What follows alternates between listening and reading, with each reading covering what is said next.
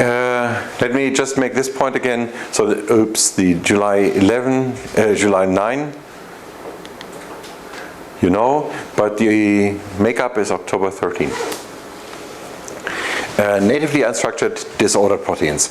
And so the words for what I described today, there are many, many words that describe the same thing. What exactly it is, we don't quite know. So I'm going to present you a feature of protein structure that we cannot quite define.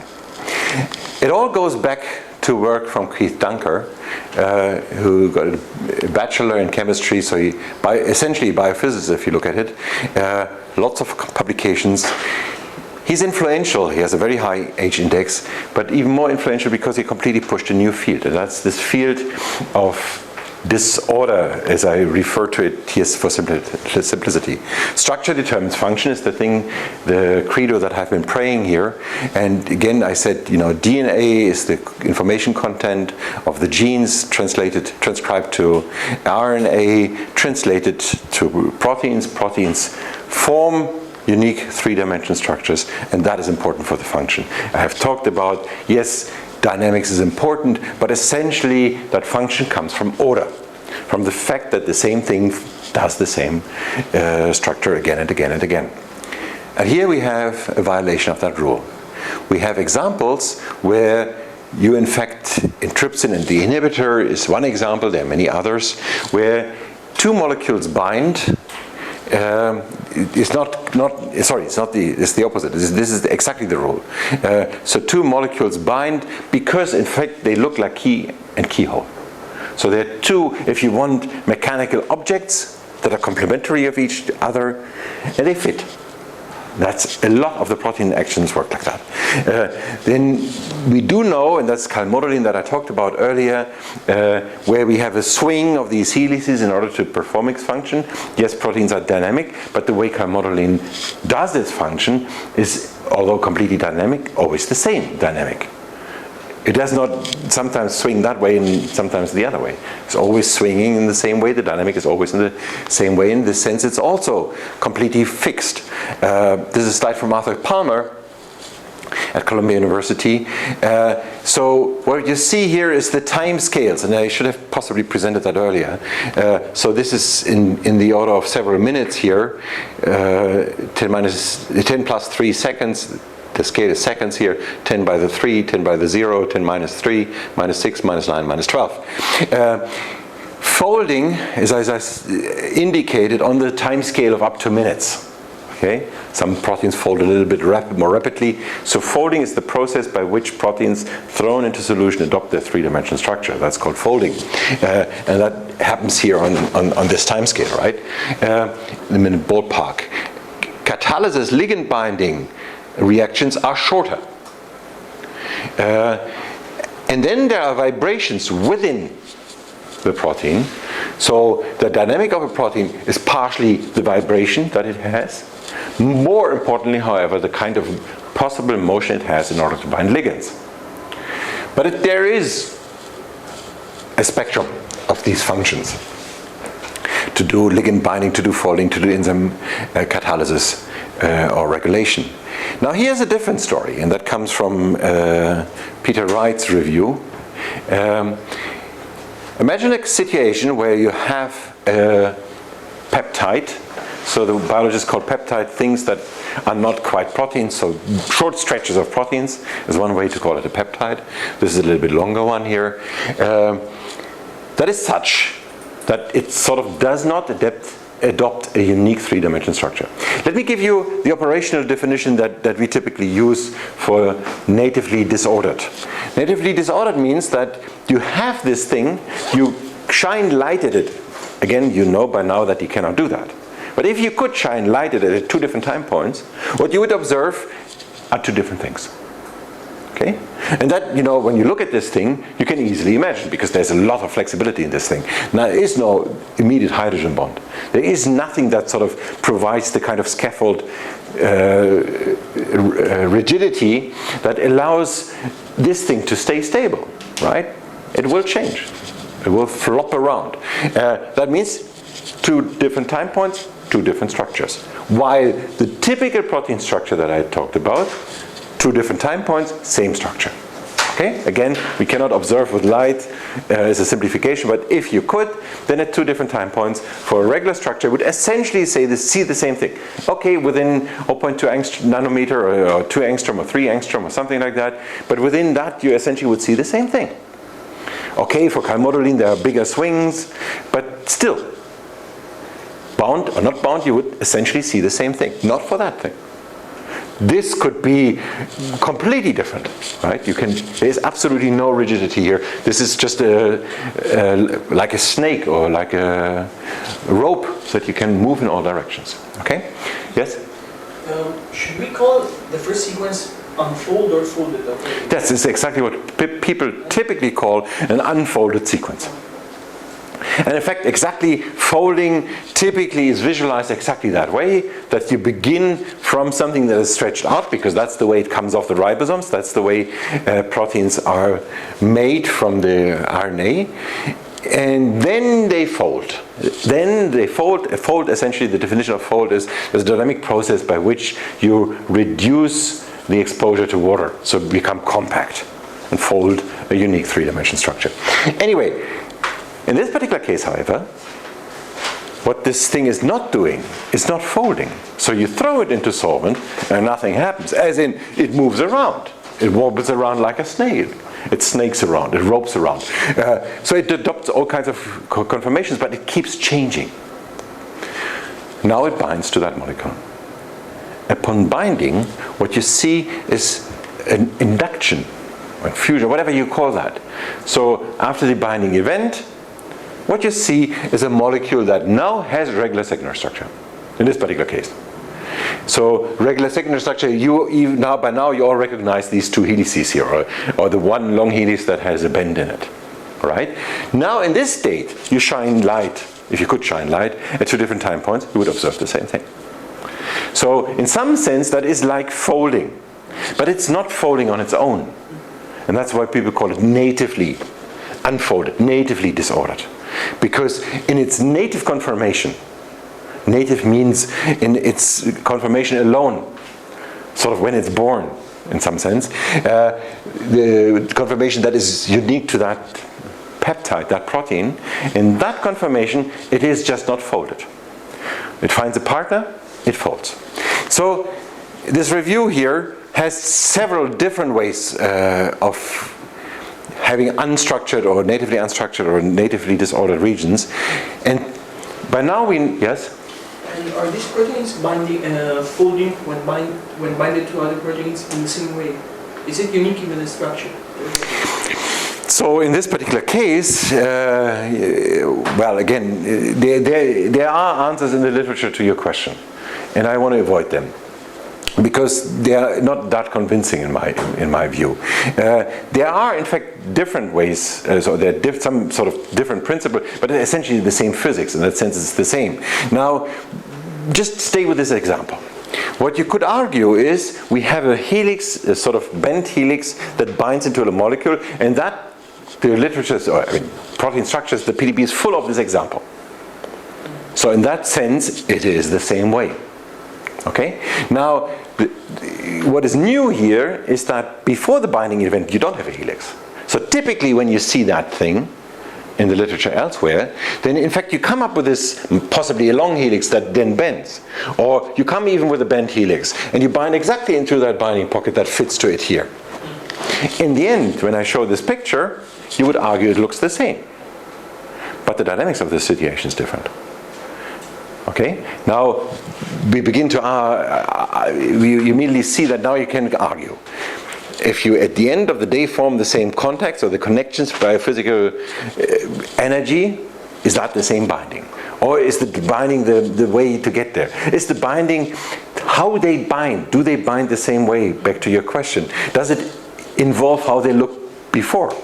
And that is exactly where the problem arises. There is no clear answer to that question, right? But I believe you get the idea. Now, the important point of this slide here, let's not get into the detail. The important background here is there are different types of disorder. So what I showed before was the one where you induce a structure, a regular structure. Can you imagine any idea why that would be the case? What would be the advantage of that? Let me go back to that slide. If you, what would be the advantage of being able to do something like this? As opposed to, yeah? Maybe it is a catalyst to some enzyme.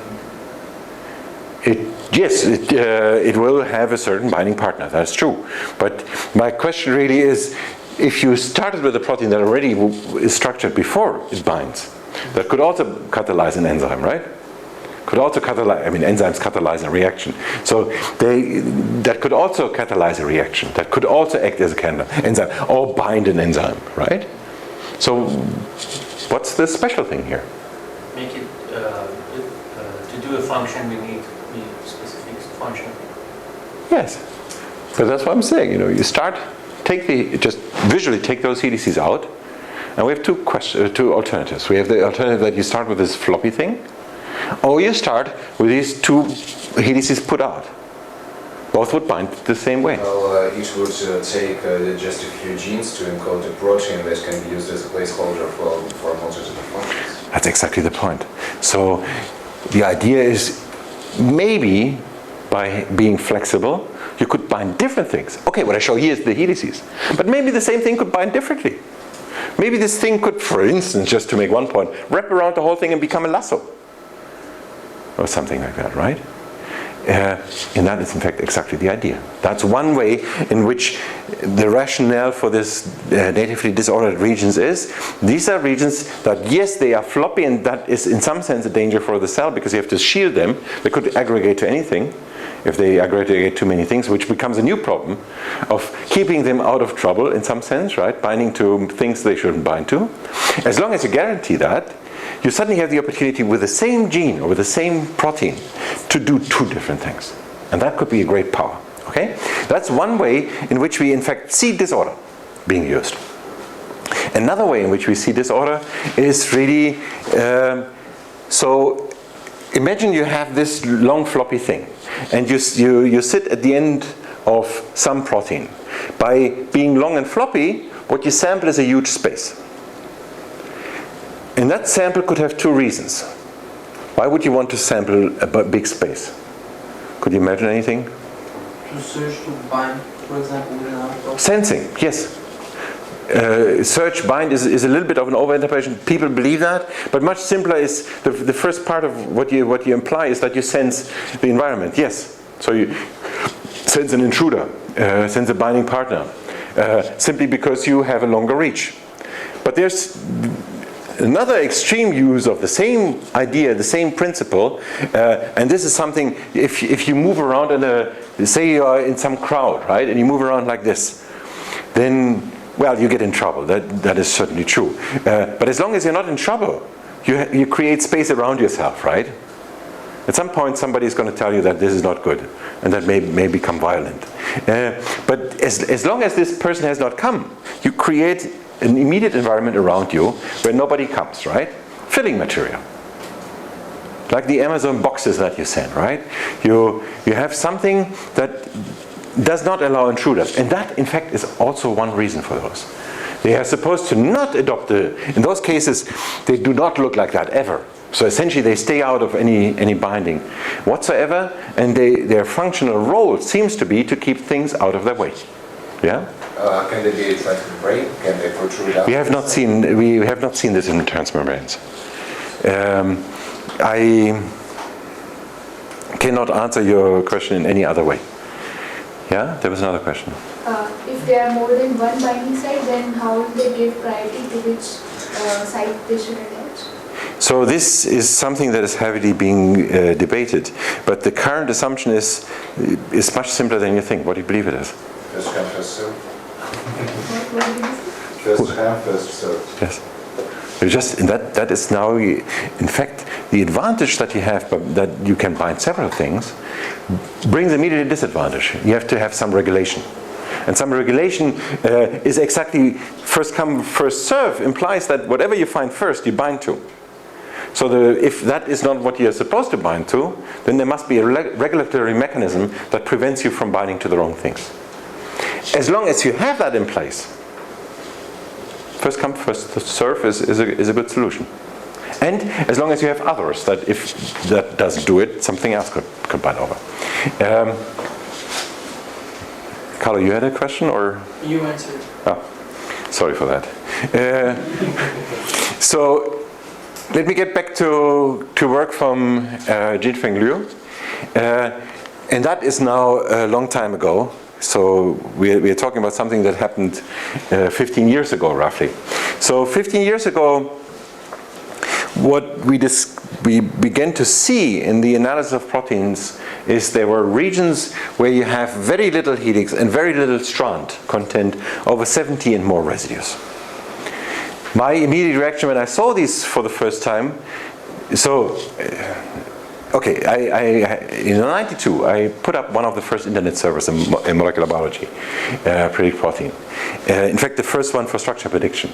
And there was a very, very simple way. In 92, certain things didn't exist, such as Perl, such as the internet, such as Google. It was 6 years away then. Many things didn't exist the way you know them today. But in fact, simply parsing, so the idea was somebody would paste into this thing a sequence. And then the system would somehow automatically recognize that is the sequence and would run some job. And with NOC and ORC and many different computers connecting these things, filtering out the emails, that was in 92 not that easy. So what happened is that many people just sent entire letters and pasted them into the sequence. This is in fact how I found out that natural sequences, I briefly mentioned this, that natural sequences have very different features from proteins. Because they were always they had very, very few secondary structure elements. That was one. So if you write a letter, dear sir, please help us in our prediction. I'm so poor, I don't know what to do in computational biology. Something. These are happy, Merry Christmas, and all kinds of letters were sent and were analyzed by our computers. And all of these kind of things always had very little secondary structure. And I become to understand that when I see little secondary structure as a letter. So I put up an immediate filter that said if it's something like that, it's some junk that shouldn't be predicted. And then I began to see that there were real things that had very little secondary structure. So 70 consecutive residues, so an area of 70 residues and no regular secondary structure. So then we looked at 3D structures, and that is Jinfeng who did that, and looked for examples. First of all, when we did this here in 2002, we didn't find a single example of 70 consecutive residues without regular secondary structure. But the closest kind of thing that came closest to it is we saw examples of connecting loops. So you have various domains. In order to connect these domains, you have something that is very long and doesn't have secondary structure. Here's an example. In some cases, you had floppy ends, and I have shown many examples of that. So you have something here that in fact has a turnover helix, there's a long thing that's at the end of the protein and has possibly some functional reasons why they are like that. We saw wrapping loops, so we saw it's not quite easy to follow that one here. It's a fairly long loop. What you see in the 3D structure is actually wrapping around. It's like a thread for wrapping a package or something like that. So these examples we found too. And then we found examples like this one here. The whole thing looked like no regular secondary structure. These arrows here, as you now know, are strands, but they were not really assigned by DSSP. By DSSP, it all looked like there was not a single hydrogen bond. It looked as if you would compress it, and then you would, and that's why we have these arrows here, then you would get strands. But what was in the PDB did not have the compression. Incidentally, this particular case turned out to be an error. So what we began to suspect is, driven by these examples, that if we found such a region, it would be something between domains. Since we always wanted to predict domains from sequence, our idea was just find these disordered regions and see that they are domains. But we did believe that they are sort of garbage. That there's something, for many very, very long ones, again, none of those are 70 residues. When they're very, very long, we assumed this is something that would be digested. Digested means there's something that happens in the protein, or in the life of a protein that will cut this out. I've told you there are signaling, again, not relevant for the exam, and just incidentally, there are many fragments in a protein that are cut out. They are important for how the protein is moved around in the cell. and then at some point they're cut out. I've talked about that signal peptides in the context of transmembrane prediction, because sometimes they are very hydrophobic and sometimes they become transmembrane helices, these so-called signal peptides that are important for proteins to go into the membrane. Go into the membrane means some protein comes, recognizes that signal, shuttles it to the membrane and pushes it through. And then some of these are cleaved off, and sometimes they cleave off 100 residues. So quite some big long fraction. This is exactly what we thought would happen. Then we realized that if we looked at entirely sequenced organisms, quite some fraction of the proteins here are what we then call weird. What we then called, this is nonsense, this is bogus, this will be thrown away. And not only that, we saw that some of these regions, so we began here, 70 consecutive residues without any regular secondary structure, we saw some of them are extremely long. Cumulative 20% of all the ones that we found then, 20% were even over 150. 100 or 170 is where the error is here. 170 residues, no regular secondary structure. So we couldn't quite explain that. Then we clearly assumed that what we have here is garbage, and then we found that the garbage actually is evolutionarily conserved. Meaning that, if you conserve in evolution a feature, a region, 170 residues, consecutive, no regular secondary structure, and you observe it in many different species, that means it's not garbage. That means it's not something that is easily thrown away. This is clearly something that has a relevance at some point of the life of the protein. That is very, very clear. And that is how we got into developing methods that predict disorder. So one simple way to predict disorder was this one here. The problem with this way of doing it is that we knew whatever it predicted to be disordered, so longer than 70 residues, is disordered. But we knew it misses a lot of the things that are disordered, because 70 is way too long. Okay? So how could we ameliorate that? How could we develop a method that in fact would capture that? How could we develop a prediction method to predict disorder? Okay, I'll get back to that in a minute. In fact, there are a bunch of different prediction methods. And let's begin with work that Avner Schlesinger, who is now a professor at Mount Sinai, began, which in fact is the prediction of so-called B-values. B-values measure and several of the slides are from Predrag Radivojak. Thanks, Predrag. Here you have a code protein, and that in fact, so B-values measure the dynamics. The coloring here is called by the B factors, and you see that some, in fact, are more rigid than others. Okay? So different parts of the protein have a different rigidity. Yes, proteins are dynamic, but where they are dynamic, where they are less or more dynamic is very local, and it's in different regions. And you can, in fact, here's another example that is of the type, this is a so-called lysosome structure, where you see different regions have different flexibility. So what you show, what this image shows here, is that every single line is one particular possible structure. And the multitude of lines gives you an idea about the variety here. When you look at these B-values, and this is now a normalized B-value, you get a distribution such as this one here. In that direction, flexibility increases, so the normalized high normalized B-values mean a lot of motion, or a lot of dynamics, and in this direction you have an increasing rigidity. Now assume that now you want to develop a method that machine learns between flexible and rigid. Those are in fact the data. So this is for about 1,500 proteins that we had in those days. That means 1,500 we had a resolution of 2.5, and about 1,000 or 900 at a resolution of 2. 2 is what you may remember from the slide I showed before. 2 angstrom, sorry, yes. So that's the distribution. You want to predict, say, a two-state model. Where would you put the threshold?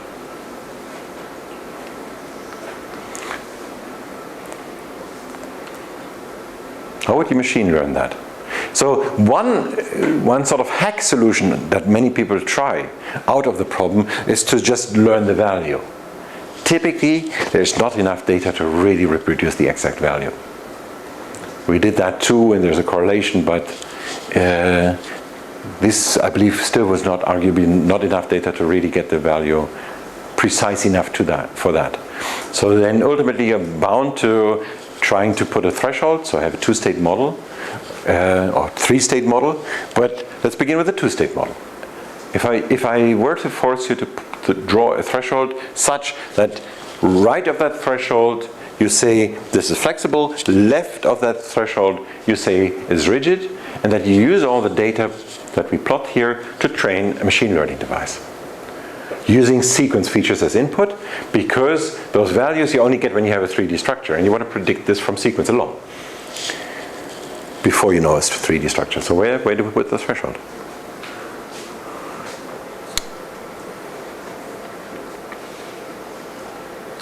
Sorry, can you explain what exactly is the p-value? The p-value measures, again, when you look at the a protein structure here, this in fact is a superposition of several experimental structures, where the light gray here, that is one. The light gray adds up to something that is a very thick line, simply because here the structures are all the same. While here you see sort of the tethering out of light gray lines because you have different solutions. Typically we assume that where you have this dark black line where they are all the same is rigid. Where, however, you have this tethering out, it's flexible. The b-value measures for every single position, every single residue in a protein, what is the possible flexibility of that residue. So here that would be on the scale of the distribution on that side, on the left side. This would be on the right side. This is flexible, this is rigid. Okay? Back to the question. Where to put the threshold? So Yeah? our measure stone is to see if this sequence can form a helix or a strand. No, this again, so this is a per residue feature of flexibility. Helix or not helix? Yes, but when we want to predict, we can measure our prediction. No, we want to predict the flexibility value. We want to predict, again, so from sequence alone, from the structure so you could argue from one structure you want to predict that. Here I have many, and from the many you immediately see flexibility. But I want to use only sequence. I do not know whether there are helices, and you could argue that predicting helices first would help me. That's true. In fact, we did that. We used predictions of helices here as input to that method. But ultimately, predictions of helices I can do also from using only sequence. So then ultimately my method only uses sequence. There's something that predicts secondary structure. We talked about those methods. There's something that does something else. Predicts solvent accessibility. We talked about those methods. And then ultimately there's a machine learning device that classifies into either of these two classes. Flexible residues here and rigid residues. Everybody clear so far about the goal? But the question continues to be this one. If I have a two-state model, if I want to train on flexible versus rigid, where do I put the threshold? Wouldn't that depend on the resolution we have for the training set? Yes. But resolution, yeah, now you make a very generically important point. The answer always depends on my data set, but that is my data set. Yes, it depends on the resolution, but now actually you make a very important point, but what I actually show is I have three different curves. They are done at different resolutions, 2.5, 2, and 1.5. Yes, they are different data sets, but so this is high resolution here, light gray, and this dark gray is lowest resolution. The curves look the same. So in principle, this graph says no to your question directly. I gave you first another answer, but my other answer continues to be right. you have a very generic point. But in this context, that is not the issue. Yeah? So we want to understand where to put the threshold. Yes. I would say that this normalized B value is not enough, and we should Oh, no. establish a correlation. Now it is. No. In principle, I would. We can discuss this off my seminar. At this point, all we took was that. So that was enough. We need a threshold. And you didn't stand no. you did not establish. Yes. This was that was at the end of a long line of analysis. So there is a lot of stuff behind it. We gave up looking at more in some sense. So Mr. Rost, what I'm trying to say is, okay, we have the data set, we know the p-value distribution, but well, at this point, I personally don't even know if this data set contains at least one protein with disordered regions. No. No. So, sorry, I should have made that clear. We are now back to the question of developing methods that relate to flexibility. So that may relate to a disorder or not. In this particular case here, remember I talked about 70 consecutive residues that are not in a regular secondary structure. What I told you is there's not a single such case in the PDB. So not a single such case was found in the known structures. All of these here are from known structures. So none of those has any of the regions that I talked about before. So in that sense, the answer is yes. They do, no, they don't have disordered regions. I will refine that. There's a different view on that same statement. So some people argue, and I will get back to that, there are disordered regions in here. But again, so for the time being, I put the idea of disorder a little bit out and say, okay, disorder is, let's just postpone that for a sec, and let's just see, can we do flexibility? Because if we could predict flexibility, maybe it would help us to predict disorder. Okay? Because disorder is just flexibility in a consecutive scale. Maybe if I could distinguish between flexible and disordered residues, and if I could just pick a long stretch of only flexible, then that would look like disorder. That is the motivation behind it, and I should have given that. Thank you for that question then. But the question remains, where's the threshold? And no, you don't get to, there are other questions you can ask. Some of them we did ask, and at some point I said no more, decision here. Okay? Avner, shown down here, at his PhD thesis defense, got to the point where he wanted to do more analysis, and I said no. Yes? Would it make sense to study on different, parts of data only? Because from what I can see here, above 4 and 6, like the b-value is pretty much the same for everything. Be careful, it's a normalized b-value. So, in fact, that is one of the major problems here, to normalize it right in an appropriate way. And because of that normalization takes out exactly this spread and actually sharpens it into a distribution that is relatively narrow. That was a deliberate, call it success. You could argue that there's a weakness here, because some things are more flexible than others, and that is something that by the normalization we actually throw out. And that is a weakness, and you picked on that. It's true. I don't completely get the question. If I say 2 is the best threshold, Yes. how can you evaluate my answer? There should be something to test the... Yes. I guess what we're missing is at what values for the b-value are actually useful. I mean, if you have a b-value of, say, 4, what does that tell you? Yes. So, unfortunately, in this particular case, so that's a very, very important. But again, I'm getting a little bit nervous here. Why are you guys stepping up to becoming a real computational biologist? What you now said is in fact the kind of question that I would expect from a computational biologist, not from a computer scientist who learns computational biology.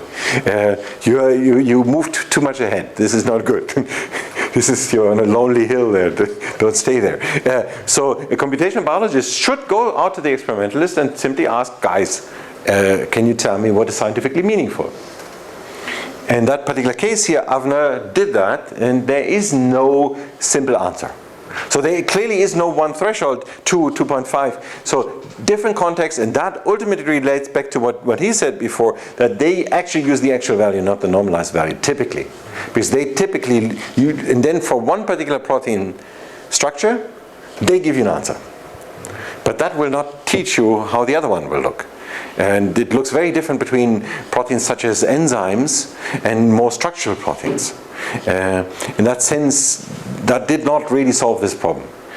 There was something that you asked that I believe I didn't. There was another open question that I didn't answer. I think it's fine. Your question is answered? I don't think so. So what was your question then? I forgot.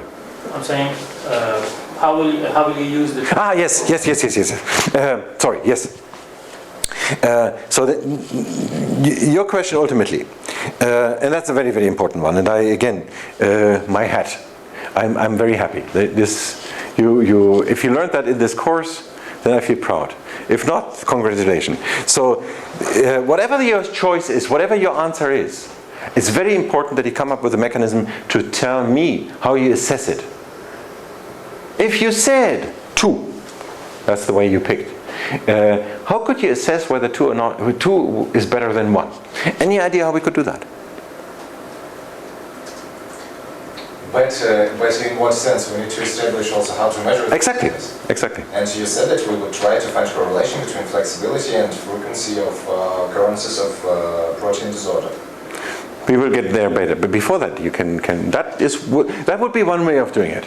You could immediately, but then you need immediately a disordered data set, and you need to relate it one-to-one. I'm still at the point where I hope this will eventually help me with the disorder, but I hope that it will have a purpose and benefit on its own. And I must repeat, I said that now several times. I'm really impressed with this level of the discussion. When I did this slide, I thought we would be going somewhere completely different, because we are going into what I typically would do in the other lecture for the computational biologist on this issue now. And so for the computational biologist, this important issue really is, how do I assess once I make a decision? And the answer to that one is, any idea how you could possibly assess it? You check on the existing proteins. Yes, but how do you know what is right and wrong? Again, so the question, so on the existing, how do you see whether 2 or 1.5 are better? What do you test? You're checking on, you make a very general statement, checking on the existing proteins. What exactly are you going to measure? By which measure are you going to say this is better or that is better? Try to, I don't know. Better for what? Exactly. You try to predict, tell the flexible regions, right, in the protein. Yes, how do you do that? So maybe on the position of the flexible regions and the length of the flexible regions. Again. So be careful. If I have one particular protein. For this particular protein, I have the B values. For this particular protein, and this is a distribution here of about 1,000 proteins, or 1,000, more than 1,000, depending on the resolution. But for all of those, I see exactly the distribution. So I pick a threshold of 2, I have a certain mistake. I pick a threshold of 1.5, I have the same mistake. This is a distribution of the experimental data. That is not answering the question. Maybe, like, again, you pick a threshold depending on what do you want to find. For example, if Yes. you want to concentrate on some kind of area of proteins that have a certain function and potentially allow a certain flexibility, and you want to work with them, then it would make sense, in my point of view, I might be completely wrong, to have a threshold of, for example, 2. But then you need to work with proteins that allow such flexibility that you need to put a threshold of 4, because proteins with threshold of none, they do not make any sense and actually will corrupt data for you. Is Guys. that the point you're trying to make? No, I wanted to make a much simpler point, but this is a great point you make. And ultimately, I believe I'm going to cut here just because it's working too well. You guys are way out of the line of your expertise. We're getting way too much into the biology, into the real method development. This is a great lecture for next year, or for for any future event. I'm impressed. So essentially, the way I would take your suggestion, and that is a great path, a great idea that we actually did not take, is to say, well, I'm going to develop a bunch of prediction methods for different purposes. I have one method that may make a very high threshold here, and that really will catch things that are very, very, very flexible. Then I will have one that has a very much lower threshold that will capture somehow less flexible. Then I will put some threshold down here where we get to very rigid. And then I will have a bunch of prediction methods, and for each I know what the optimization is, and then I will somehow capture a different scenario. Yeah? What is the downside of that? Time involved ultimately, and that is number one. Number two is the decision of the user. So then you will have to take the user every single. Okay, you immediately know the answer to that. We are in the time of Google. You hardly ever read much more than 2 words, right? I mean, you know, if you see anything download here, there's already too much. Download is what you go for, or here or something. I overlook if somebody writes a sentence. I'm old-fashioned, and I'm still already in this sense the same, right? And now you give a tool with a manual that says, okay, if you want to really boop, boop, boop, boop, boop, people don't get it. That's the other downside to it. But you know, I believe it's a great start. I believe this is what possibly somebody should do. My point was really, when I designed that slide, I had expected something else. What I expected is that somebody steps forward and says that we put the threshold here. Well, this is the case. Okay, and now let's assume that somebody stepped forward. And I would attack him immediately and say, oh, that's a bad idea. Why is that a bad idea? To put a threshold in the middle of the peak of the distribution. It is Because equally it is not symmetric. Because there's not. Let me repeat. I was thinking To put a threshold into the peak of a distribution, whether it's symmetric or not, is a bad idea. Why?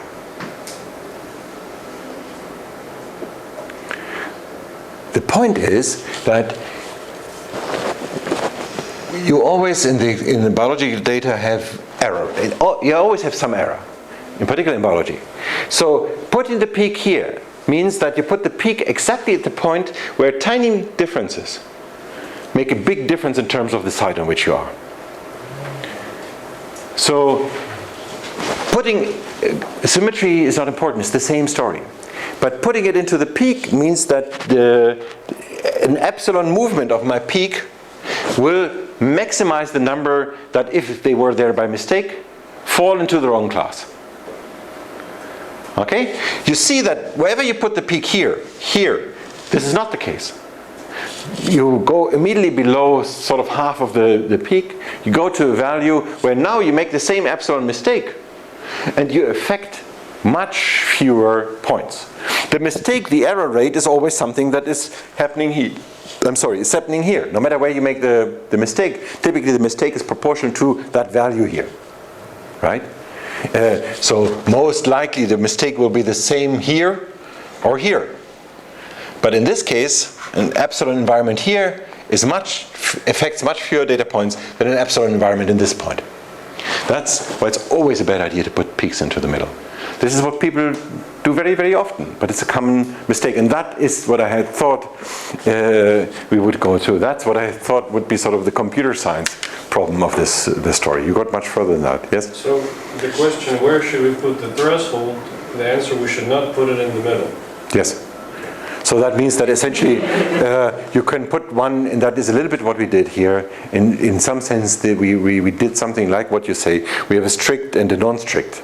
So we did take two, not quite what you proposed implicitly, but at least we have two different models here. And both of these models fall outside of the peak. You could have moved them here too.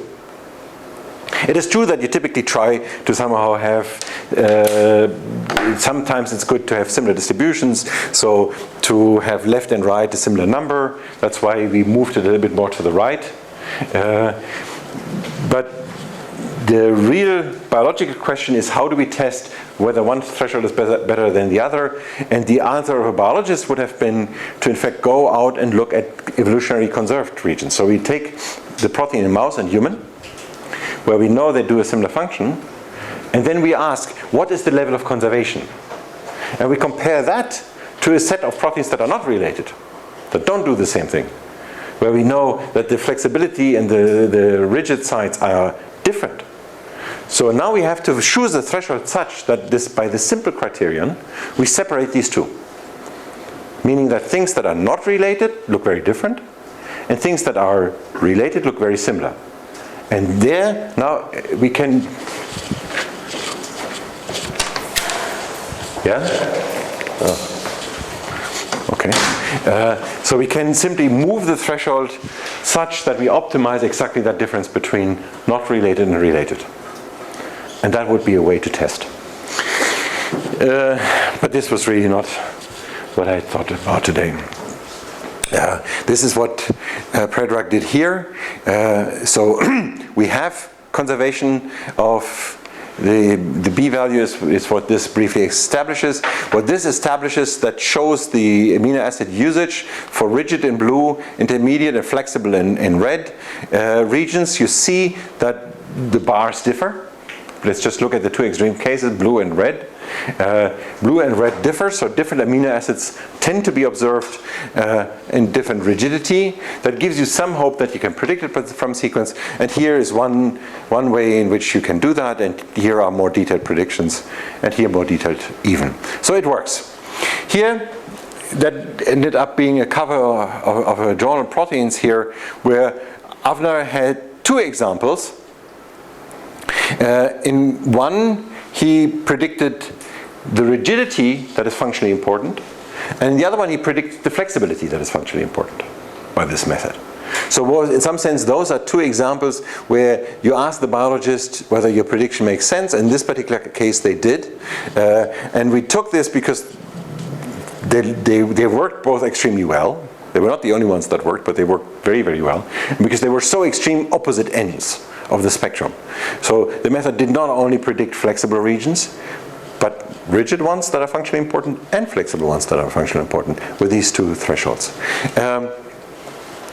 Okay, so it does work. Now the question, of course, is do these B values relate to disorder? Tie up the knot. I don't know. Okay, my excuse. So far, I have easily gone through 150 slides.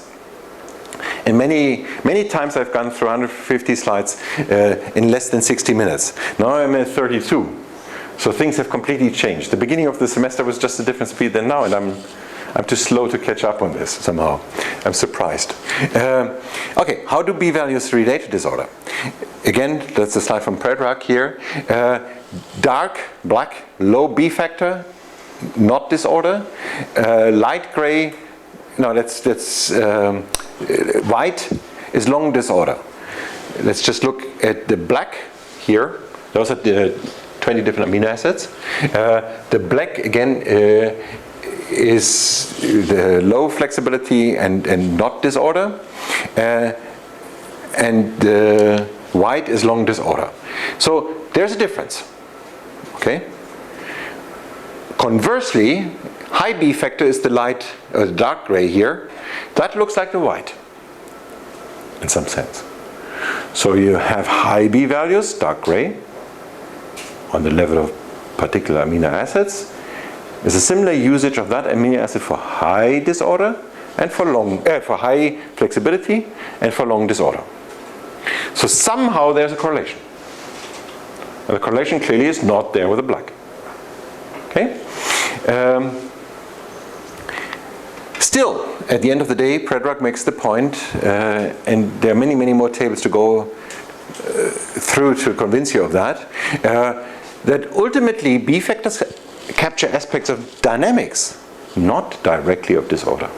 So saying, yes, there is some signal that is related, but we cannot use flexibility, we cannot predict B values, and then use that one-to-one to say that is disorder.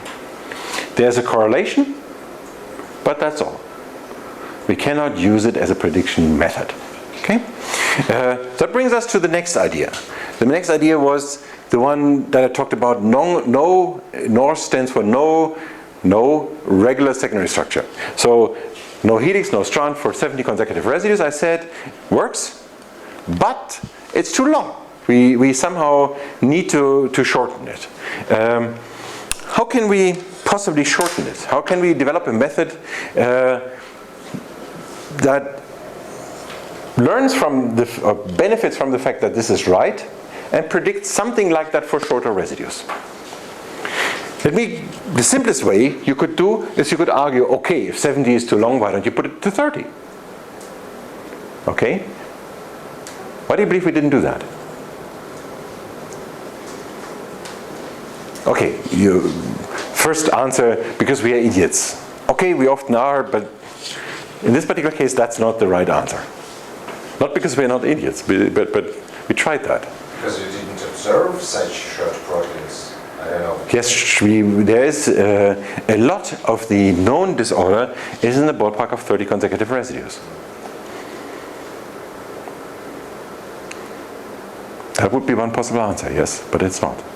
And in this particular case, that was not right. So those aren't really interesting ones. So once you get something, 30, so 70 are great, but there's a lot between 30 and 70 that are interesting and that we want to get. So we could just put it to 30. Why don't we do that? Is the question. If we know between 30 and a threshold of 30 consecutive residues that are no regular secondary structure, many of those are interesting cases, why don't we just put it there? And now we get into the, yeah? Won't the percentage change? The 5%? Why is it not 0? Is that your question? No, as in you said that, well, if you're saying that less than 5% of helix are better strands, over 70 residues, then if we change it to 30, it most likely it won't stay 5. Yes, you get in, that is completely in the right direction. So essentially, now you can sort of play with the numbers, but ultimately the problem now becomes that we make too many mistakes in our prediction. We predict too many things. So when we either we adjust the 5 to too high values, and suddenly we don't find the things we want to find anymore, or we keep it too low and make the 70 shorter to 30, and then we find too many things that are incorrect finds, yes? Can't we make also an upper boundary, for example, from 30 to 50? Mm-hmm. Won't that fix the problem? No, it didn't. And again, so because putting it to any number below 70 brought too many mistakes. That's why we put it at 70 in the first place. And we played around with the 5%. In fact, originally it was 0, and then we moved it to 5 because that way we sort of didn't make a mistake and still captured things that we felt were absolutely right captures. So we need to develop a machine learning device. The machine learning device that captures features of the kind of stuff that we pick up with that threshold, and features of known structures. Can you imagine how it could train that? What could be the data? And again, so it is an extremely wild idea. I'm not really expecting that you have it, but just shoot. Any idea? So I know what I predict here is right, but I know I want things that are much shorter.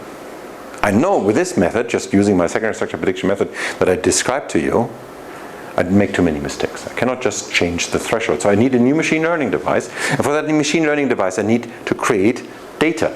And that data, in this particular case here, I create in the computer. I don't really get from a biologist. I want to ask a question that might actually be absurd. As far as I understand, we're taking proteins that do not have pretty much any secondary structure. Mm-hmm. What if we take two proteins that are bound together, that they do not potentially, like together they have the protein structure, and for example they have, 100 residues altogether, and then we divide them for this one, like maybe for a short period of time, they'll maybe still keep the structure, and we might, for this particular period of time, I get back to that. That is not at all an absurd idea. That is the big vision of Keith Dunker that you formulate. That's exactly the idea of Keith Dunker implicitly. And that is what the rest of the world did. What I'm showing you is something that, in some sense, only we did. It's a sort of unique niche approach. But what you talk about is the majority approach. And the majority approach, actually, one of the next slides is going to present that, but I can briefly make this point. So Keith Dunker had this idea that when you look at 3D structures, so experimental structures of proteins, sometimes you do not see the residue. And that is the case because the experiment has errors. And typically the interpretation is it has errors because there's too much movement in that point. So you never see a residue because there is no fixed residue, because the residue moves too much. Those, if we have consecutive areas like that, and in some sense that's exactly what you're getting at, except for now we don't have a binding partner, but in principle that is the background interpretation of that, then those are the disordered regions. So we have ordered structures, but disordered regions in those are the ones where I don't have an image. Now my response to that was, this is nonsense, because where you make an experimental mistake is not a good ground for deciding a new phenomenon. Experimental mistakes, relating experimental mistakes to some new observation, I felt is not a rational thing to do. And I was totally wrong. So in some sense I fought with Keith Dunker for many years. Ultimately what Keith and many of the ones who followed him proved is that the types of methods they developed capture very, very similar features from the types of methods we developed. And that can only be true if there is a true signal in the error. So ultimately Keith is right. And I was very wrong on this. Let's stay with this one here. So I'm in the situation here where I want to say I don't want to use errors in structures. I want to use something that is done differently. I know what I catch here is right, but I know it's not enough. I want to get more fine-grained. How could you imagine to build a training set? So the way we did it is we said, okay, if that is right, let's just predict for entirely sequenced organisms, for hundreds of bacteria, we predict everything we find with this. We keep the 70, we keep the 5%, we keep very conservative, and we call everything we predict find with that old method that we had positive. We have the database of protein structures, of things that we know, that we say are all regular structures. That's the negative set. So we argued, we know there is some disorder in there, but we call this whole thing ordered. So that's a mistake in our method. We know that in our positive set, there is a mistake in the sense that none of them are short. That's the mistake we make in the positives. The mistake on the negatives is that we know there's disorder in there. Still, we use these two data sets and hope that machine learning will find a way to look at the consistent signal. And will in fact overlook the mistakes. Because mistakes are not consistent. So we hope that the consistent part between the two, negatives and positives, is exactly where there is not disorder in the negatives, and is possibly where the non-disorder is shorter. The disorder is shorter than 30 residues. And that is in fact what I talk about here. And ultimately, we get a method that works very well. It's the Rost network here. And what this diagram shows, the Venn diagrams show that one of these methods that use error in 3D structure, Disopret from the David Jones group, and our method, so that really uses some subset of what we used to be negatives, they use as positives. So they have a very, very different approach. Now we ask, in what we predict to be disordered, well, how much overlap is there? And there's a remarkable amount of overlap, because they look at very, very different features than we do. What I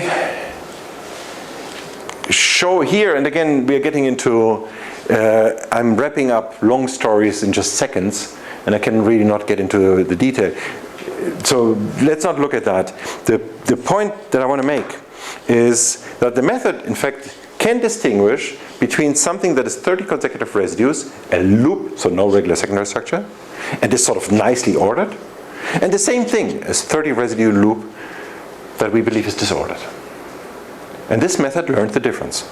And we looked at a few examples, and for these few examples, our prediction made a lot of sense. So I had a very wild way to do machine learning here. I created a set that does not contain at all what I want, because I want to get at 30 residues, and everything in there has 70 and more. On the other hand, I have something that is full of things that I know are wrong, and I call that negatives. Yet the consistent thing was right. So sometimes machine learning can work remarkably well. Okay, and I'm going to go through some of these. So disorder is in fact important for protein interaction, is what this says, and some of that you can, disorder is moldable, and in some sense this brings us back again to your idea, the protein interaction idea, and there's a big signal in there, and that's the story that I make. There's some correlation. Since we are getting very close to I get back to that. Let me make one more method. There's another method here that is very few contacts, and there are a couple of methods that do that. So at the end of the day, there are a bunch of methods that predict disorder, different features of disorder. There's a database, and again, this is the way the methods from Keith Dunker. This is the database from Keith and colleagues, many outstanding people. Here's a sort of meta method that sort of does it, can do it at some point. But let me just get to one point that ultimately I believe is extremely important. And that is this one. Now when you look at how much disorder do you find, what fraction of the proteins do you find at least one long region of disorder in eukaryotes? The answer is by different methods. So the threshold here is, this is meta disorder, this is a method developed by a Hungarian group, IUPRED, and somehow that is the spread. But this is where eukaryotes sit. This is where bacteria sit. There is no other simple feature of proteins that make prokaryotes and eukaryotes look so different. Actually, you even see differences between mammals and other eukaryotes, between single-cell eukaryotes and multicellular eukaryotes. So disorder seems to be a very, very important building stone for complexity of an organism. And that is one of the reasons why disorder is so important. Disorder is also so important because, again, for human biology, disorder plays a remarkably important role. You know, the other thing that we did is, and that is work from Chris Schaefer, you will see a photo of Chris in a minute. What we then asked is, so we take a protein, we predict its secondary structure, and now we mutate the protein randomly. So we randomly change the residues, and we keep changing, changing, until at the end of the day we have only 5% sequence identity to the original sequence. Essentially we change everything to the level of a random overlap between the two. And we asked during these changes, how would regular secondary structure change? And our expectation had been that what we would observe is that helices and strands would go away. And remarkably, this is not at all what he found.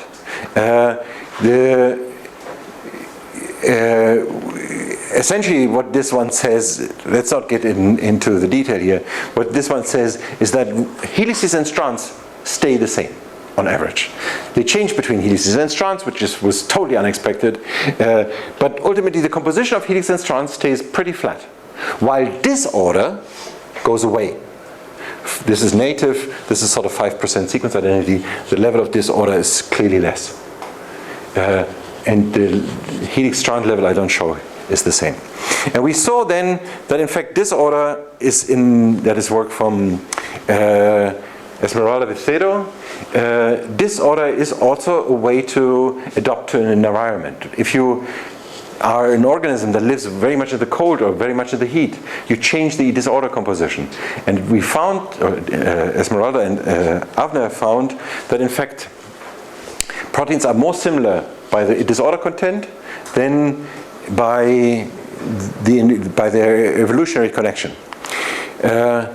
The molecular recognition element, the Morse, is essentially exactly your idea. Can we identify, and again, Keith Dunker is one of the people, so I said, and you had the suspicion why we can bind to different things with the same molecule in different ways, then we possibly could find these elements that can do this adaptation and identify what Keith calls the Moors, the things that bind to many things, and that succeeds. So here is a set of methods that is used to in fact identify that. Now, here are examples for how that is important, but I want to end with a very different story. And I'm afraid that I don't really have it displayed in the right way. Let me